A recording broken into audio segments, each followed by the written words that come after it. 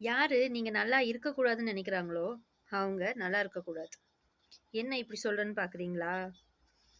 ஆனா நீங்க எதுவுமே அத பண்ணக்கூடாது. யோசிக்கிறீங்களா? நானும் எதுவும் பண்ணக்கூடாது, அவனும் நல்லா இருக்கக்கூடாதுன்னா எப்படி? அப்படின்னு யோசிக்கிறீங்களா? ஜஸ்ட் ஒரே ஒரு சின்ன விஷயம் தான். அவன பார்த்து சிரிச்சிருங்க.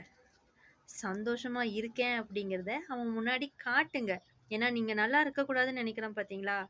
அவன் முன்னாடி நீங்க சிரிச்சா, நீங்க சிரிக்கல. நேத்திக்க விட இன்னைக்கு நீங்க நல்லா இருக்கீங்க அப்படின்ட்டு டென்ஷன் ஆயிடுவான். ஸோ சிரிச்சிருங்க.